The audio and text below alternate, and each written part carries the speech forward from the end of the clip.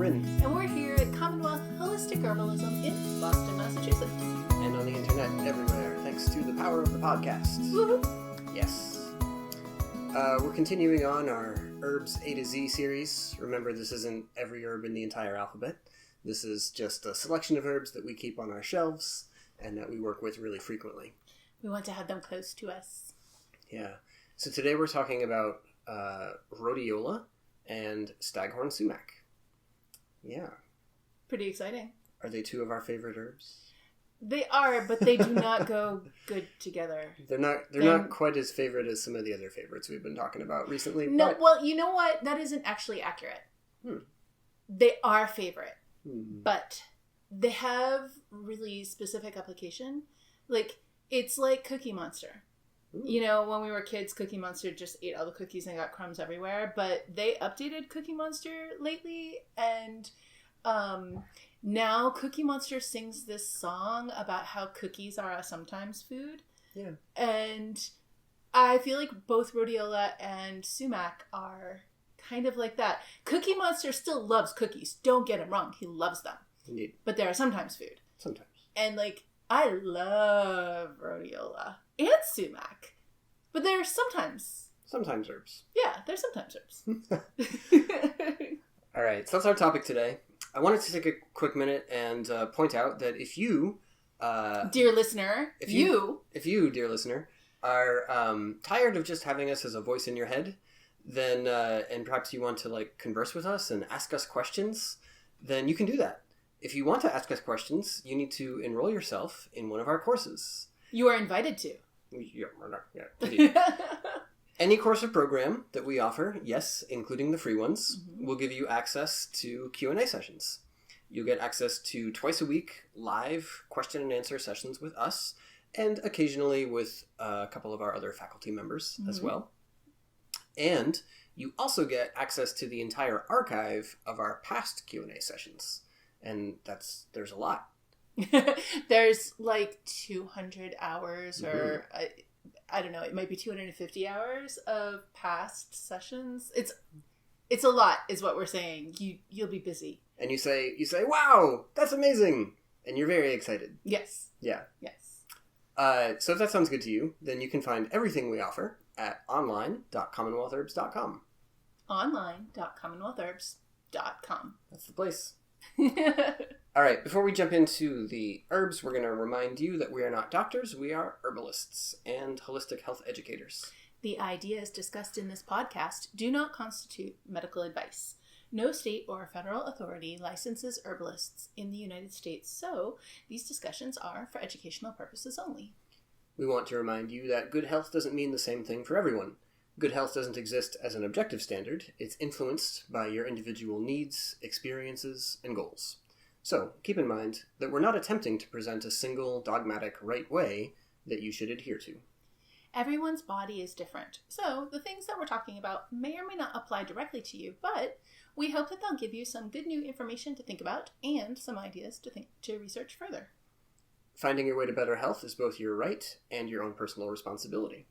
This doesn't mean you're alone on the journey, and it doesn't mean you're to blame for your current state of health, but it does mean that the final decision when you're considering any course of action, whether discussed on the internet or prescribed by a physician, that's always your choice to make. All right. So let's talk about Rhodiola. Rhodiola rosea. Rhodiola actually came up in Q&A this past week.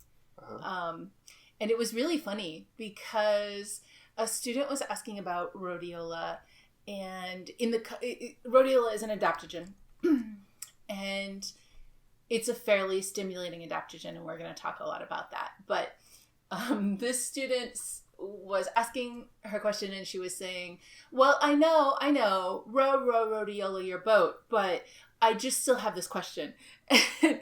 And like, on the edge of my memory, I remembered, oh, right, I sang that once in Q&A. But like it was a callback to like a month ago. Yeah, but like I had forgotten about it, and it totally cracked me up. And then I was like, my past self is cracking my present self up because I forgot what Anyway, so I think that we should start with that because it cracked me up once, and maybe it will crack you up too. Mm-hmm.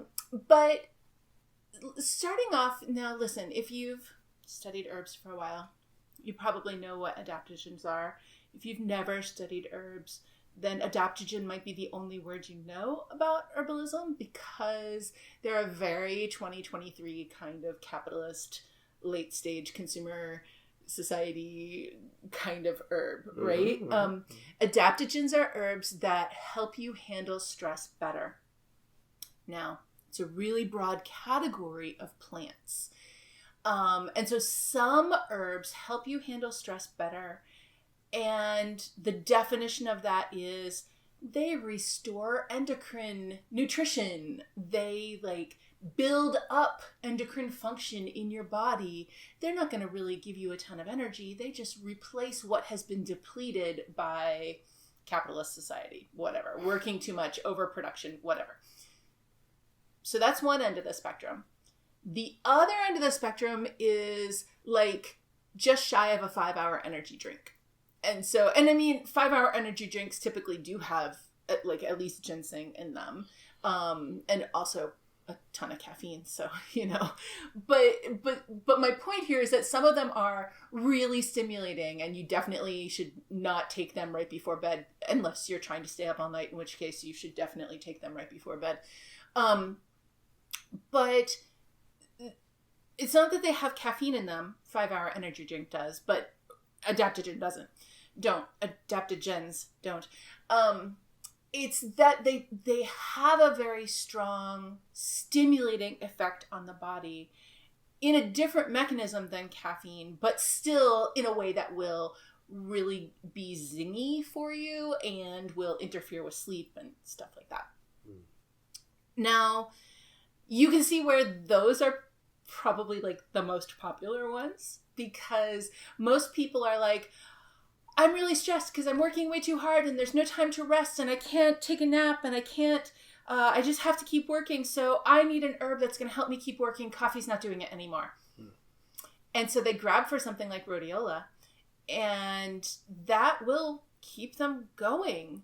But there's a cost because you can't just keep going forever. And if I say late stage capitalism one more time in the first however many minutes of this podcast, then I don't know. But we can't go on this way forever. You cannot infinitely produce. You cannot grow forever. You got to take a rest eventually. And so just like caffeine stops working at some point, those strong stimulating adaptogens also will push you off a cliff at some point. And they were enabling you for a little while to keep going, even though you were really depleted. And so when you get to the end of their ability to keep doing that for you, now you're many times more depleted because you were already depleted and you kept going. Now listen, sometimes people don't have a choice. Sometimes people have to keep going and it's terrible. But, for reasons from working more than one job to support your family all the way to war and everything in between, people have to keep going beyond what they can keep going. So I'm not knocking anyone for needing to do that, except late stage capitalism. I'll knock that. But if that's the life that you're in, then you may not have a lot of options. And that's not okay. As a society, we need to fix that. But sometimes we're not really in that situation. We just want to go all the time. And that's the place where it's not maybe the best choice. Yeah, right. So rhodiola, stimulating adaptogen, certainly on that side of that scale. Mm-hmm. And that can be helpful if that's what you need in that moment, right? Because you don't have other options. One of your favorite metaphors or images for when rhodiola is appropriate is the Vikings in their longship rowing across the North Atlantic to get from Iceland to Greenland. Or from Greenland to North America, sure. even, yeah, right? Right. Just imagine it. Mm-hmm. Just now, like, if we were like a really swanky podcast, we'd have like the sound effects, the sound of waves like slapping against the side of a wooden ship, and like the sound of oars creaking. Yes. Yeah. Oh, the creaking. Yeah. Mm-hmm. Okay. So you have to imagine that you're flapping hearing sails. that, right? Sure. Yeah. So imagine you're a Viking. Why are we imagining that we're Vikings? Because rhodiola grows in the Arctic Circle. It grows in the far, far, far, far north, and that's where Vikings grow. So that's what we're imagining. And also because we have all these stories about them rowing across, in these open ships, these long ships. It's not like it was the, like, QE2. It wasn't like even the Titanic. Like, it was just a big boat with like maybe one sail and some oars, and they were getting wet. Like they didn't have like hot meals or a insulated hydro flask filled with like delicious hot tea that they could just sip in between rowing, right? That's not what was going on.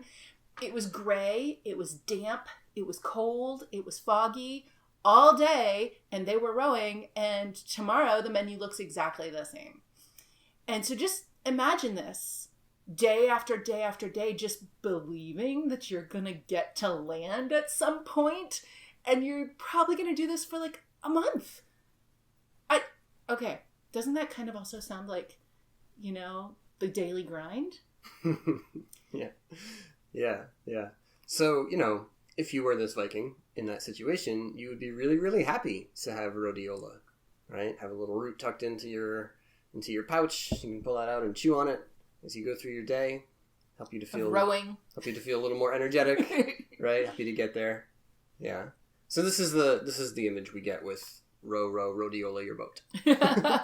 You kind of have to like sing it with some sort of Viking rowing song chant thing. Remor chant. Yeah. Yeah, in the background while you're singing. Yeah.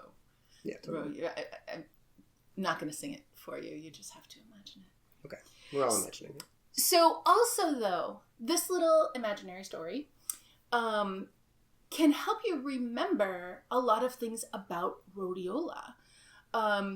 So rhodiola, it only grows in the super cold. It grows in extreme conditions. Extreme dark all winter, extreme sun all summer, and cold all the time. So first off, okay, this is a plant who knows how to handle extreme situations and like extreme, like either end of the spectrum, like no middle ground. It's either all one or all the other kind of thing. This plant knows how to handle that. And then if we're thinking about what would a Viking need rowing across the ocean in the cold and in the damp, something drying. Right? And yeah, you can't forget the fog. Right, the fog. When you imagine this. You have to really... Lots of fog. Okay? Yeah, I mean, I said gray, but that wasn't enough. Lots of fog. Yeah. Fog. Yeah. A lot of fog. Right. And so you need something that's going to sort of tighten you up, hold you together, keep all of that moisture from leaking away, And then again, like you're rowing day after day after day. And if you are like an octopus, just sort of all, wiggly and limp and not really, I'm trying to imagine. Boneless. But yes. There's not a lot of tension in an octopus is what I'm saying. Right. And so if you just sort of imagine that, because I'm thinking about sea creatures here, But that's not going to row your boat for you. An octopus is not who you call to row the boat. You need to like have all your muscles and really have them tight and have them going. And so, I guess we've explored every last corner of this metaphor. But you will never forget about rhodiola. Yeah. And that's good because like you said, you are going to find rhodiola in a lot of places in contemporary commercial herbalism. You're going to see it in blends that are marketed for fatigue, for stress in a very general sense, for stamina, for athletic performance. And also, we saw a few years ago a big turn in rhodiola marketing towards antidepressant effects. We don't usually like to use that word antidepressant when we're talking about herbs, because it's a word that most people have met through the medical context, and there it has a whole set of meanings, usually revolving around serotonin or related neurotransmitters or whatever, and rarely is it the case that a nerve is acting in a way like that. With rhodiola, we don't really think that that's a big part of what it does. It's more that it heats you up, it dries you out, it tightens up your edges, it helps you to hold yourself together, it gives you a boost of energy. You're like, all right, I can face the world. It helps you to hold the fog at bay. Yeah. Yeah. Right? And you can see where that would be very helpful for what usually gets diagnosed or labeled as depression, right?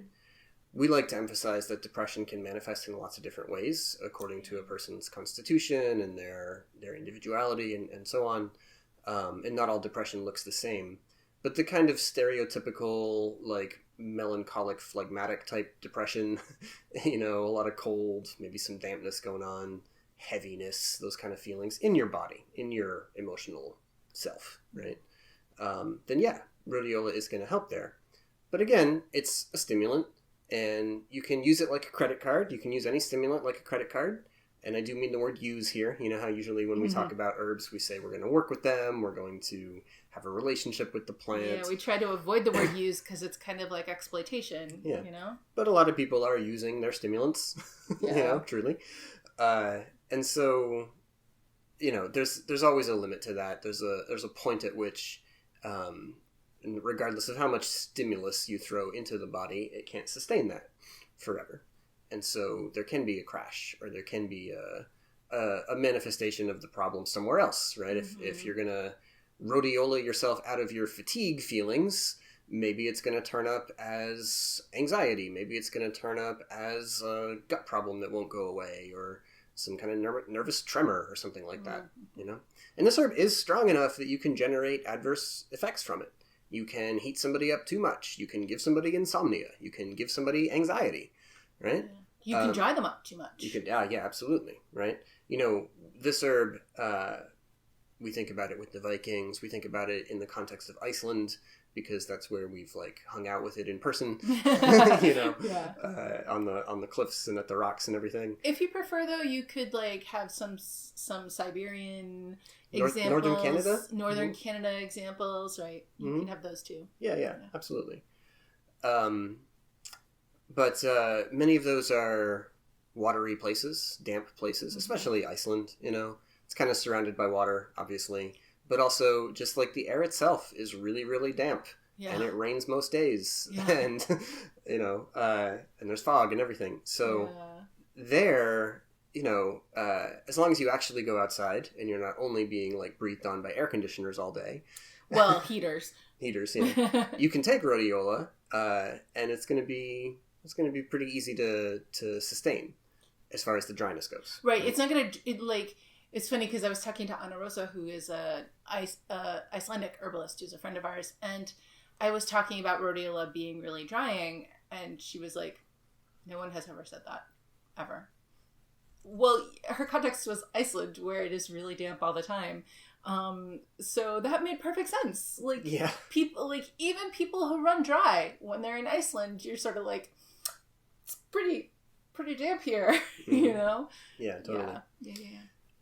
But, if you live in Taos, New Mexico, or most places that aren't Seattle or Iceland, yeah. if you live in places that aren't that, then you do need to contend with the drying effects of this herb. And that includes even in formats where it's not as obvious, right? If you take tincture of rhodiola, you feel the dryness, you feel the tonification, the astringency on your tongue, right? Your saliva dries up for a minute after you squirt it in there.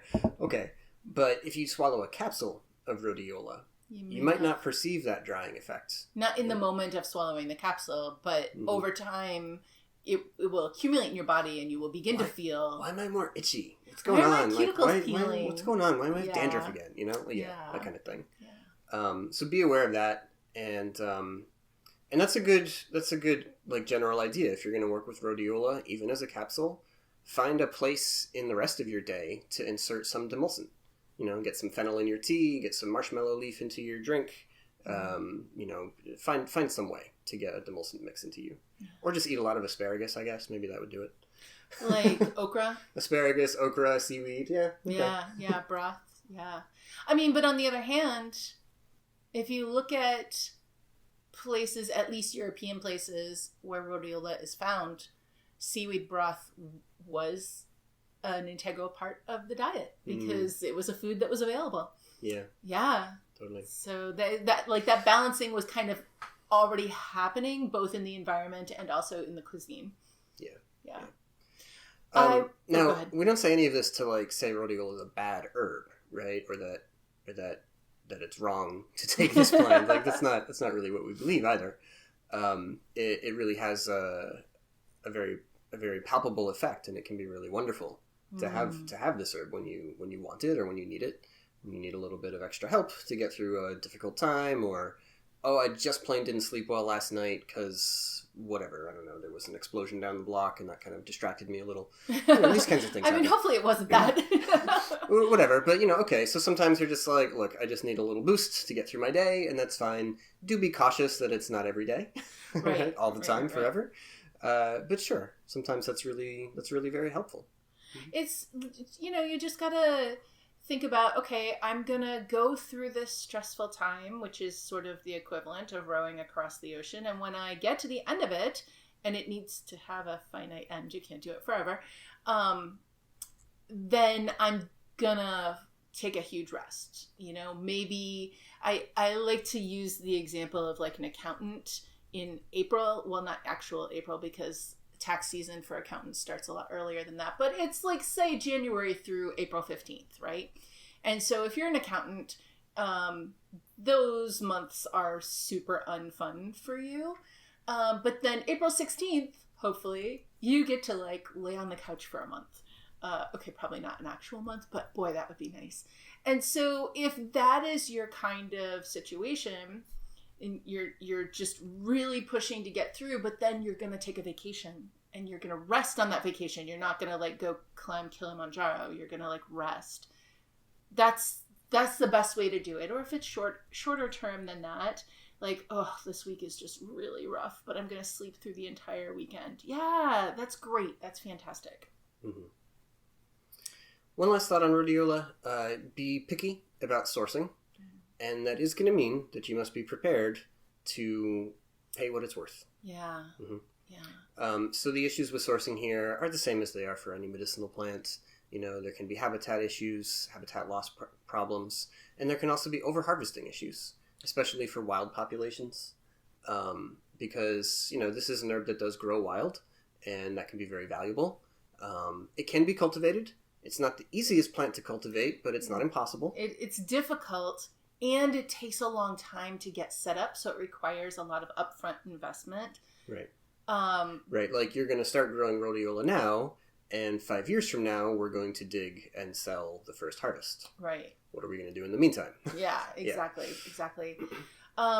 In the wild, rhodiola has a very small range where it can grow, and laterally that range is broad, but vertically, like in terms of like from north to south, that range is very small. It really can only exist in the Arctic, where it is cold most of the time, but also where it's getting those extreme sun changes.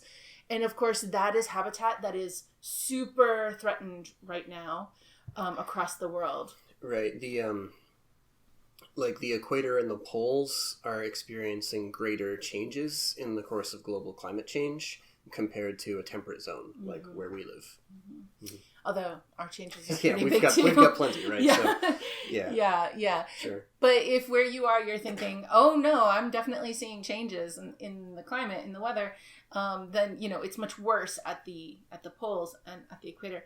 So that is one reason that that it is really important. I mean, this plant is, I'm not certain if it is labeled at risk yet, but it is at risk. It's one of the most popular herbs, and wild harvesting it, you take the roots, so you're killing that. Like that plant can't continue to grow. It's not like wood betony, where you take the flowers and then it's going to grow back next year because it's a perennial. Mm-hmm. Mm-hmm. So that is important. Yeah. Yeah. Right. There are some great projects out there where people are encouraging lots of kind of distributed small farmers or small backyard gardeners to grow rhodiola according to good organic practices and all of that. And then collect it or have like a centralized place to bring it together and then send it to the market. Mountain Rose Herbs has been sponsoring some projects of that nature. Yeah. It's really great. Those projects are mostly through Alaska, and I believe also in Canada there is a similar project of collectives of rhodiola growers. Yeah. So just, right now this is at the place where in general you want to be thoughtful about sourcing. You want to be curious about sourcing when we're looking at a product. Say like, okay, well, I see my capsule, but where did it start? And where did it go along the way? And how many hands did it pass through? And did all of the people in the earth and the plants and everybody get treated respectfully along that supply chain? Yeah. Mm-hmm. Yeah. Okay. I wanted to say one other thing that just occurred to me, which is formulate your rhodiola. Right? So this is both a way to make your rhodiola stash last longer, because it really, it runs about $100 a pound, and that's a fair price. But it's a wicked expensive price, right? So when you have it, like, you want that 1 pound of rhodiola to last you a really long time. But also when you formulate, you can, unless what you're formulating is like the herbal tea version of a 5-hour energy drink, when you formulate, you can also be mitigating some of the super stimulation by adding in more supportive herbs. So I really love to put rhodiola in my not coffee in the morning, but then I also put in Codonopsis and like some whatever mushroom, always reishi, but maybe also some maitake or maybe some lion's mane or some a supportive mushroom, not shiitake, that ruins the flavor. But the others are less, even some turkey tail sometimes. And then I often put in like some astragalus. And I've got other stuff that goes in there too, sort of depending on my mood. Usually, almost always angelica goes in there. But you see how balancing the stimulating effects with some of the more gentle adaptogens that are replenishing, like the astragalus and the Codonopsis, that sort of it still gives you the sort of stamina and the pushing the fog out of the way kind of actions of rhodiola, but a little less of the buzzy kind of action, because that's being balanced out by the support. So formulating, it helps your supply last longer, and it helps you get like a better, well-rounded, fully balanced action from the plant. Yeah. Tincture wise, I feel like this would be an interesting one to combine with Solomon's seal. Ooh. Yeah. Try the two of them together. Yeah, that sounds good. Yeah, that does sound good, actually. Complementary energetics, right? Rhodiola heating, drying, tonifying. Solomon's seal cooling, moistening, relaxant. But just enough to shave off those sharp edges. Yeah. I mean, you could put Solomon's seal in a decoction too if you had access to that much Solomon's seal. That would be an expensive decoction, but it would probably be really fantastic. Yeah. Okay. Nice. Well, let's talk about sumac now. So we're talking here about Rhus typhina, also known as the equivalent term is Rhus hirta, Hirta. And these two species are both really, really similar, or as far as the herbalist is concerned, like identical, to the European or West Asian species Rhus coriaria, which is the one that's kind of most often used when people make a za'atar mix, where you have like sumac berry powder, and you have sesame seeds, and you have wild thyme or oregano or marjoram or like other related, or a blend of those related warming aromatic herbs. Great spice blend, one of our absolute favorites. Has it all the time. All the time. Really, that is a frequent flyer in our cuisine here in the house. Absolutely. Mm-hmm. Yeah. But that's not the only way that you can work with sumac berry powder as a spice. It's a great thing for when you want to add a little bit of sourness and some pinky red coloration to your meal or your concoction or whatever it is. Which I have to say goes well in many contexts. So if you are like not a super adventurous cook, but you would like to try, let's say that you frequently make, some sort of sautéed dish. It's got meat, it's got onions, it's got vegetables, it's, whatever. And let's say you put in some garlic or a lot of garlic, some salt and pepper, maybe a little bit of mustard powder can be nice. Maybe just a smidge of red chili pepper, like flakes, and then put some sumac in there. And it isn't all the way to, when you put za'atar, it's like kind of going, you might be feeling like it's going in an Italian direction because that's what the context that many folks in the United States have for flavors like oregano and thyme. Although there's many other contexts that they are delicious in. And so you might, when you taste those flavors, you might be like, well, this isn't spaghetti. But,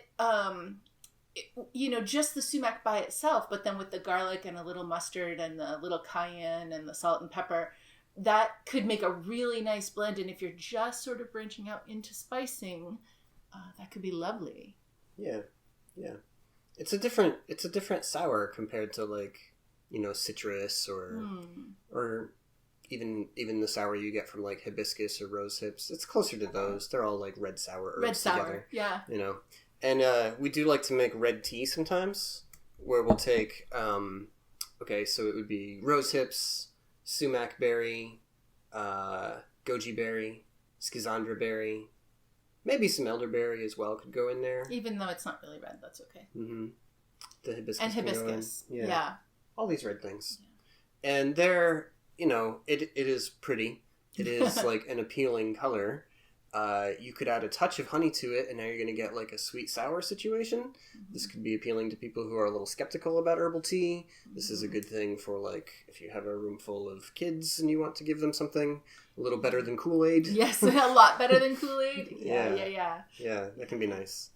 Pharmacologically speaking, here the red is coming from pigments, and the pigments are in our body going to act as antioxidants and protective agents, and they're going to also support the integrity of your blood vessels. Yeah, and that's something we're really into, especially in the decade of COVID, where is going to be a decade. Anyway, COVID is a not just a respiratory problem. COVID also attacks and damages vascular tissue, and it can cause leakiness or, breakdown of the blood vessels, especially the little tiny ones, where there's going to be exchange of nutrients and oxygen and all of that. So we want to support them.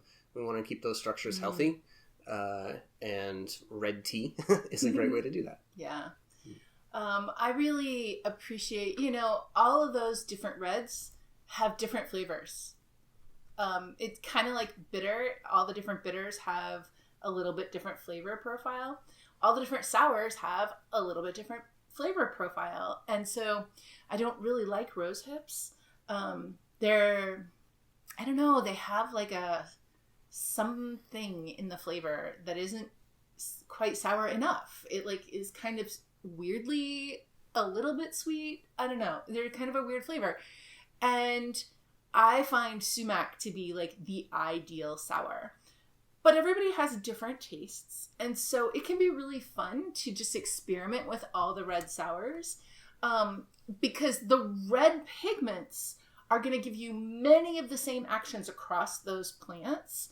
And so you don't have to, if you're like, well, rose hips aren't my favorite, you're not stuck with just rose hips. There's so many other reds. Or if you're like, well, goji berries or schizandra, Katya, I know you love it, but it's just not for me. Like whatever. Just try a bunch of them. Try them together, try them individually, see which ones you like best. Even just sumac all by itself. Just the berries. and just a little bit of sweet, whatever your particular favorite sweet is. It's like lemonade. It's like bright pink lemonade. Mm-hmm. It's really delicious. Yeah. Yeah, no, you don't need a ton of sweet, honestly. No, just like lemonade. Like I find commercial lemonades are usually over-sweetened. It's too much, yeah. Yeah. Mm-hmm. Yeah, just a little bit of sweet. Yeah.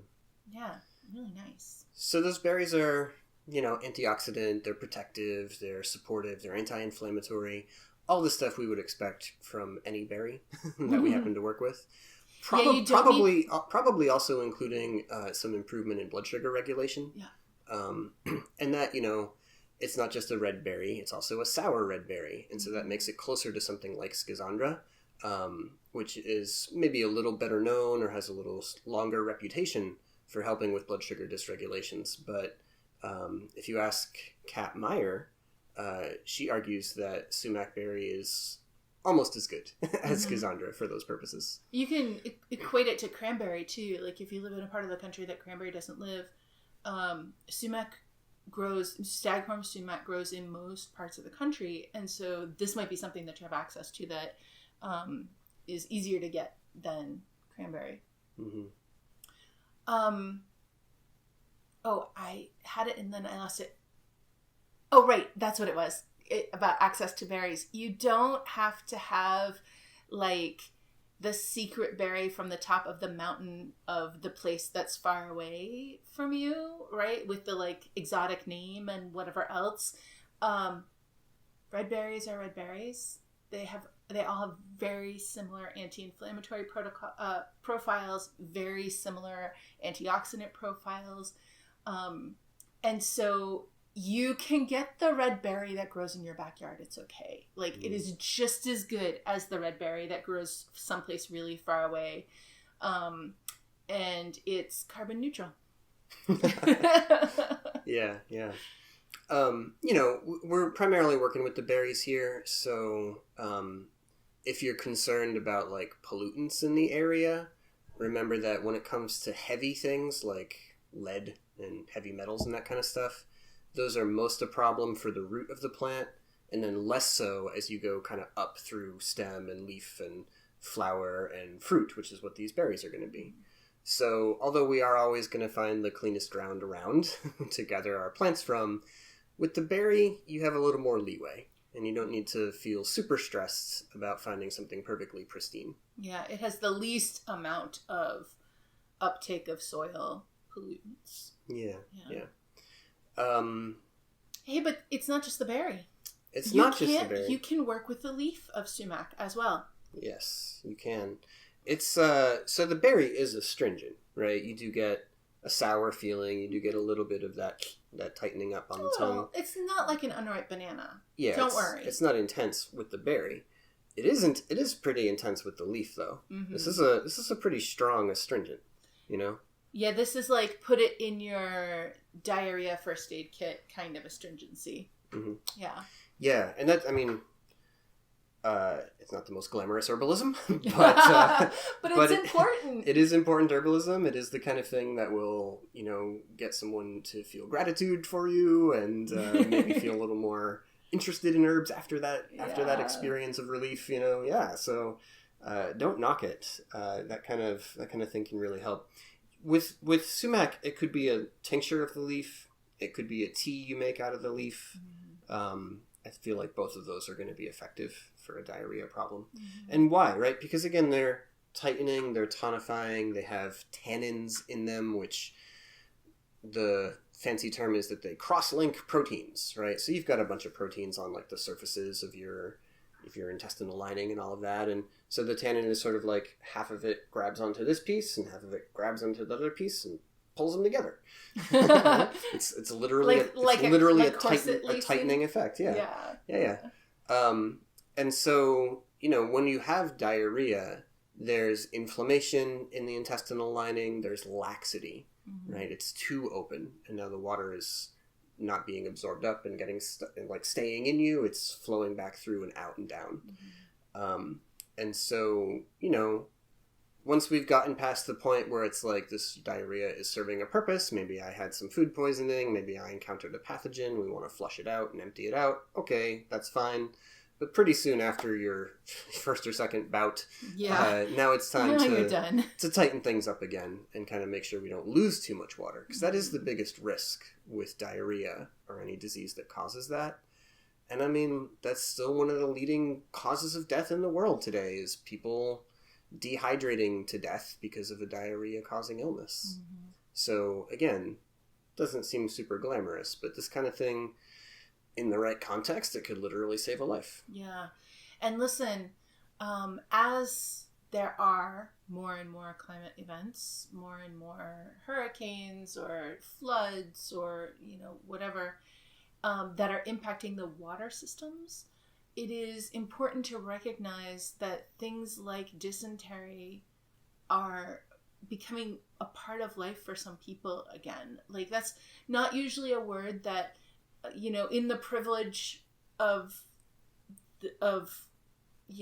so many people in the United States, dysentery is not, like, it's a word you read in a book about history times. It's not usually a word that like applies to your community, but that's not true everywhere in the world, and it's not true all of the time, even in the United States, because, well, it's not true everywhere in the United States because not everywhere in the United States has good water, but even in places where you're like, oh no, I never think about it because my water is fine.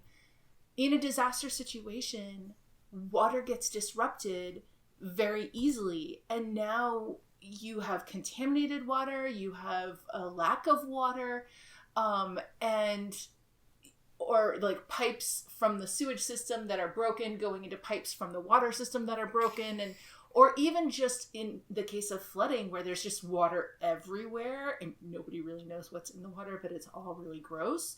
Like, all of these situations are situations where diarrhea is a genuine life-threatening concern, and it goes from like, oh, I had some food that was weird, I had diarrhea for a day, to like people having long-term diarrhea because there's all kinds of pathogens in the water that normally would be contained by sanitation and septic systems.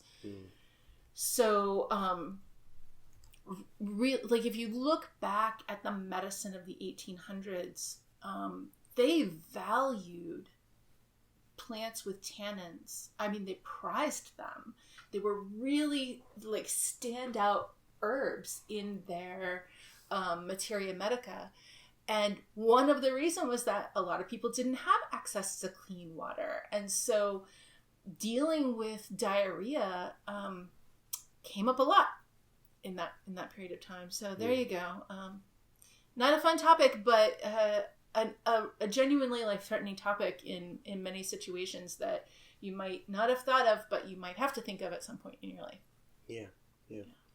But that's not all, though. That astringency can also be helpful for wound care, especially if you have a wound that's oozy, swollen, boggy, whatever adjective you want to use to say the same kind of thing, a damp situation, all right? Then an astringent's going to help squeeze the excess fluid out, tighten up the tissue, pull things back together, help with the healing process, and even to maybe not fight bacteria, but at least stabilize them so they don't continue to grow or get even more aggressive. Mm-hmm. Yeah. So kind of freeze them so that your immune system can do the cleanup. Yeah, totally. And then, other kinds of swellings and fluid stagnation issues. So Sumac would make sense as a topical remedy for varicose veins, right? Where they're kind of swollen and boggy too. Now how much would you pay?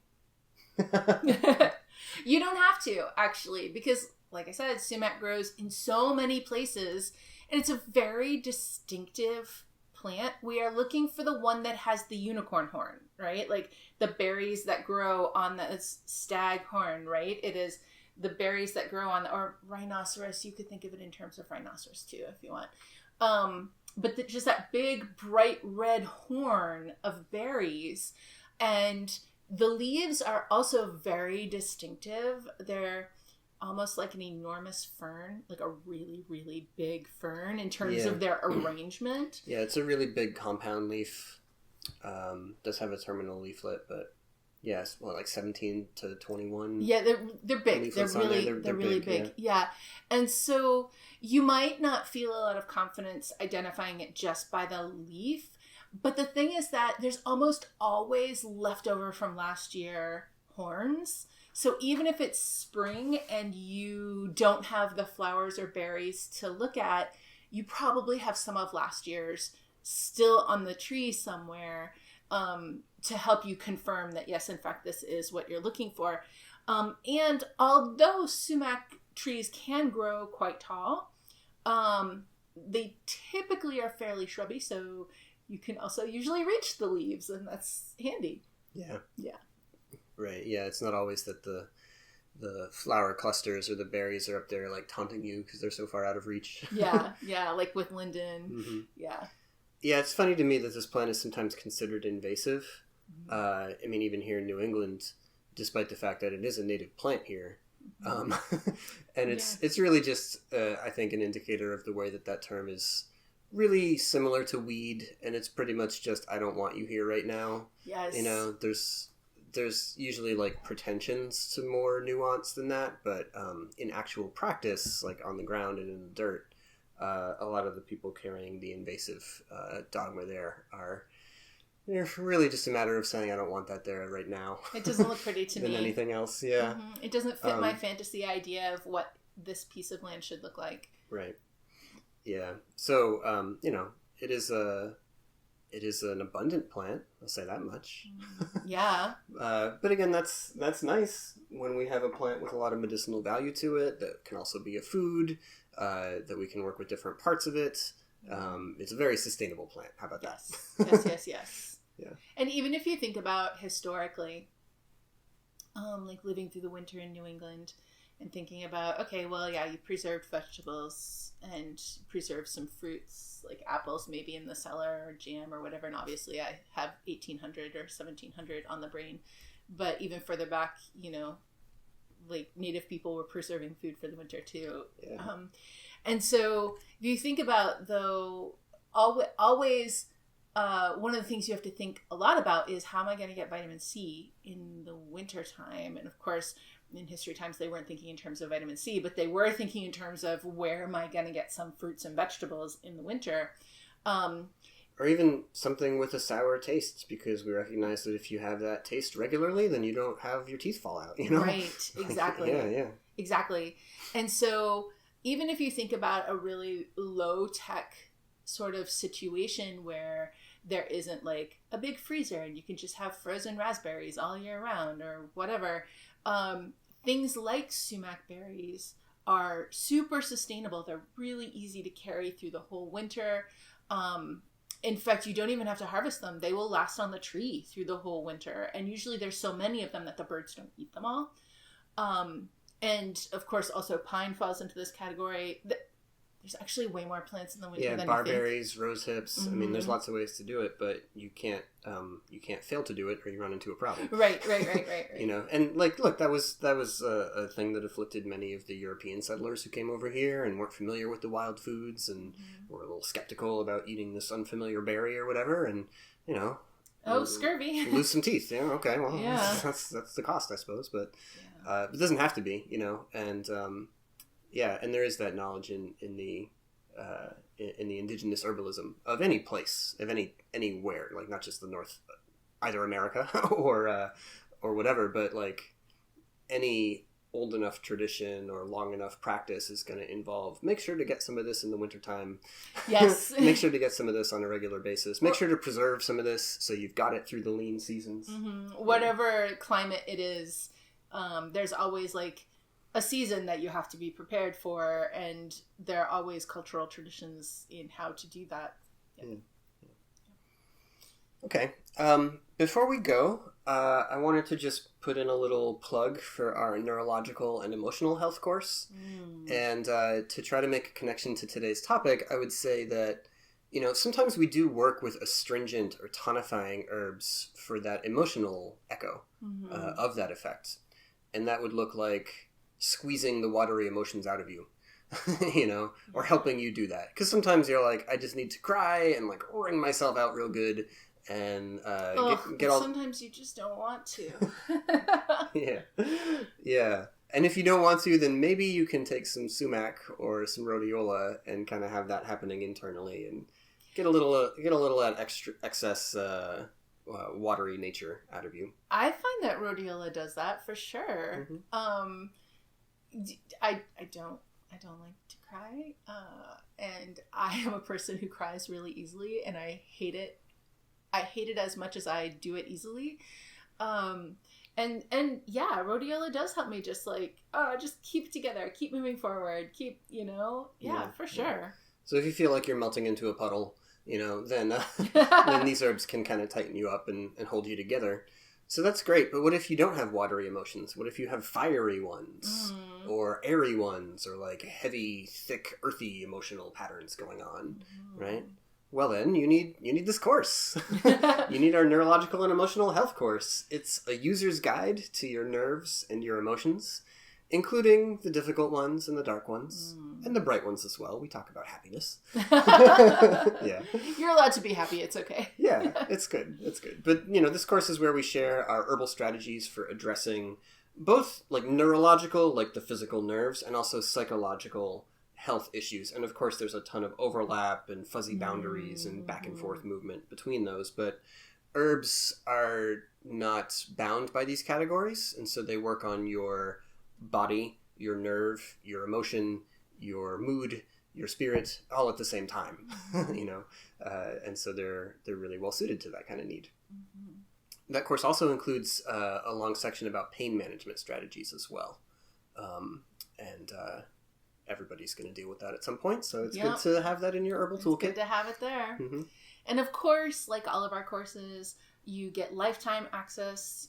Our courses don't ever expire. It doesn't matter how long it takes you to get through them. It doesn't matter if you go through it really fast, but then you want to review it 16,000 times. You can. It never expires. You will never lose access, ever.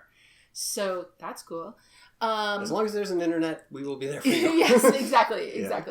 And then, of course, live Q&A, all the discussion threads where you can ask your questions immediately and you get an answer within the day. Our student community, there's study guides, there's quizzes, there's capstone assignments if you're into that kind of thing. If you're not, don't get stressed. It's totally fine. Yeah, all that good stuff. All that good stuff for you, yeah. So, check that course out and check out all of our courses at online.commonwealthherbs.com. Mm-hmm. Okay. Well, we'll be back next time with some more Holistic Herbalism podcast for you. Until then, take care of yourselves, take care of each other, drink some tea. And remember to rhodiola your boat gently down the stream. Okay. Yes. All right, everyone. Bye. Bye.